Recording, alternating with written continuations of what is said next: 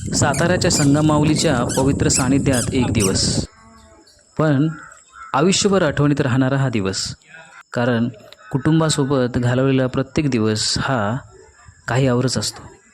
कृष्णा वेण्णेच्या संगमावर वाहणारा शांत वारा, मंदिरातील घंटानाद आणि कुटुंबासोबत घालवलेले हे सुंदर क्षण. खरंच सुख मोठ्या गोष्टींमध्ये नसतंच, तर आपल्या माणसांसोबत अशा छोट्या प्रवासात दडलेलं असतं.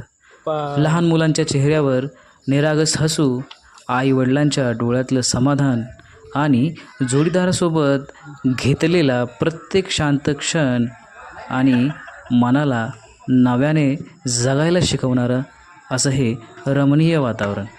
देवदर्शन, निसर्ग आणि कुटुंबाचा सहवास यापेक्षा सुंदर, श्रीमंत माणूस दुसरा कोणीच असू शकत नाही. एक दिवसाचा प्रवास, पण मनाला आयुष्यभर शांतता देणारा असा हा क्षण असतो.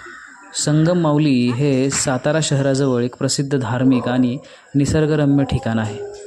येथे कृष्णा आणि वेण्णा या दोन नद्यांचा संगम होतो, त्यामुळे या ठिकाणाला विशेष धार्मिक महत्त्व आहे.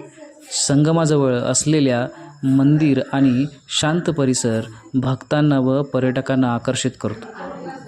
या परिसराचं मुख्य वैशिष्ट्य म्हणजे कृष्णा व वेण्णा नदीचा पवित्र संगम, प्राचीन मंदिरं आणि धार्मिक वातावरण. देवदर्शनासोबत सुंदर नैसर्गिक दृश्य, छायाचित्रण आणि कुटुंबासोबत फिरण्यासाठी उत्तम ठिकाण. अनेक भक्त येथे पूजा अर्चा, तर्पण व धार्मिक विधी करण्यासाठी येत असतात.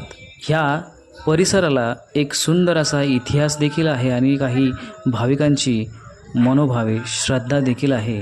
स्थानिक श्रद्धेनुसार या संगमावर स्नान व पूजा केल्यास पुण्य लाभते. अनेक भाविक अमावस्या, पौर्णिमा आणि विशेष धार्मिक दिवसांमध्ये येथे दर्शनासाठी येतात. आता तुम्हाला प्रश्न पडला असेल की साताऱ्यात यायचं कसं? सातारा शहरापासून अंदाजे 5 ते 7 किलोमीटर अंतरावरती हे सुंदर असं ठिकाण आहे. रस्ता मार्ग सहज, सोपा आणि पोचण्याजोगा आहे. खाजगी वाहनांनी, ऑटो रिक्षांनी, स्थानिक बसने देखील तुम्ही इथं येऊ शकता. भेट देण्याची योग्य वेळ जर कोणती असेल तुम्ही मला विचाराल तर पावसाळ्यात परिसर हा अतिशय सुंदर दिसतो. सकाळ व संध्याकाळ दर्शनासाठी शांत आणि प्रसन्न वेळ असते. आता साताऱ्यातील बरीच वेगवेगळी ठिकाणं सुंदर आहेतच, मन मोहून टाकणारी आहेतच, पण एक दिवसाची कुटुंबासोबत छान अशी सुंदर ट्रिप तुम्हाला घालवायची असेल तर साताऱ्यातील संगम माऊली हे तीर्थक्षेत्र कुटुंबासोबत येऊन नक्की एकदा भेट द्या.